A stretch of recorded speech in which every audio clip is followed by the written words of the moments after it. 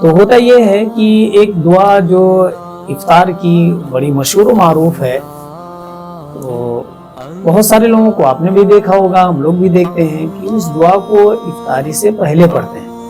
تو اس دعا کا افطار سے پہلے پڑھنا بہتر ہے یا بعد میں پڑھنا ہے بہتر ہے، اس بارے میں شریعت کا کیا حکم ہے؟ مفتی صاحب اللہ ہمارے سامعین کو آپ باخبر فرمائیں۔ سوال ہوا کہ افطار کی دعا افطار کرنے سے پہلے پڑھنا چاہیے یا افطار کرنے کے بعد پڑھنا چاہیے۔ اس بارے میں شریعت مطہرہ بھی ہماری رہنمائی کرتی ہے۔ الحمدللہ کفا وسلام علی عبادہ الذین اصطفیٰ وبعد۔ محترم ناظرین، ہم روزہ رکھتے ہیں، غروب آفتاب کے وقت جب افطار کا وقت ہوتا ہے تو بڑی خوشیاں میسر آتی ہیں، بلکہ رسول پاک صلی اللہ علیہ وآلہ وسلم نے ارشاد فرمایا کہ روزہ دار کو افطار کے وقت 2 خوشیاں نصیب ہوتی ہیں۔ تو اس وقت ہم اپنے قول کے ذریعے، دعاؤں کے ذریعے اللہ کا شکر ادا کرتے ہیں۔ تو ہوتا یہ ہے کہ ایک دعا جو افطار کی بڑی مشہور و معروف ہے، تو بہت سارے لوگوں کو آپ نے بھی دیکھا ہوگا، ہم لوگ بھی دیکھتے ہیں کہ اس دعا کو افطاری سے پہلے پڑھتے ہیں۔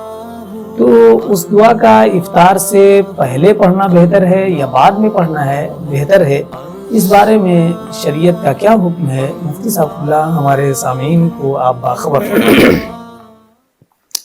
نحمدہ ونصلی ونسلم علی رسول الکریم وبعد۔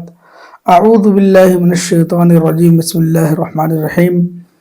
یہ جو سوال ہوا کہ افطار کی دعا افطار کرنے سے پہلے پڑھنا چاہیے یا افطار کرنے کے بعد پڑھنا چاہیے، اس بارے میں شریعت مطہرہ بھی ہماری رہنمائی کرتی ہے، اور خود اگر دعا کے صیغوں پر غور فرما لیجئے تو بھی ہماری کافی حد تک رہنمائی ہو جاتی ہے۔ جی دعا کے صیغے: اللہم انی لک صمت بک آمنت وعلیک توکلت وعلی رزقک افطرت وعلی رزقک افطرت۔ اے پروردگار، ہم نے تیرے ہی رزق پر افطار کیا، ماضی کا صیغہ ہے۔ اس سے پتہ چلتا ہے کہ افطار کرنے کے بعد دعا پڑھا جائے، یہ بہتر ہے۔ اور جبکہ عام طور سے لوگوں میں رواج ہے کہ افطار کرنے سے پہلے دعا پڑھ لیتے ہیں، یہ مناسب نہیں ہے۔ مناسب اور بہتر طریقہ یہ ہے کہ افطار کرنے کے بعد یہ دعا پڑھی جائے، یہی ہمارے علماء نے اختیار فرمایا ہے۔ ملا علی قاری نے مرقات شرح مشکات میں ابن الملک کے حوالے سے یہی تحریر فرمایا۔ اچھا، اسی دعا کے شرح کرتے ہوئے آپ فرماتے ہیں قال ابن الملک، اور پھر ان کے حوالے سے آپ نے ان کا قول نقل کیا ہے کہ دعا کو بعد میں پڑھا جائے افطار کرنے کے، یہ بہتر اور مناسب ہے۔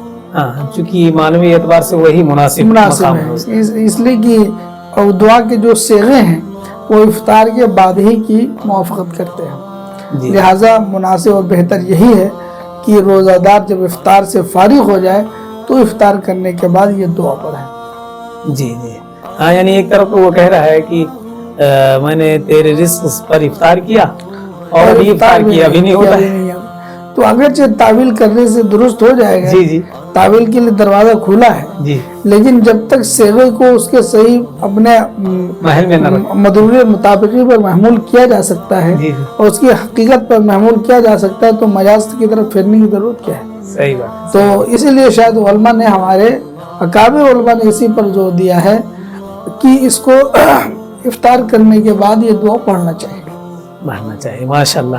تو محترم ناظرین، آج سے آپ انشاءاللہ تعالی امید ہے کہ افطار کرنے کے بعد یہ دعا بڑے پرسکون انداز میں آپ پڑھیں گے اور اللہ کا شکر بجا لائیں گے اور اس مسئلے کو دوسروں تک بھی پہنچانے کی کوشش فرمائیں گے۔ السلام علیکم ورحمۃ اللہ وبرکاتہ۔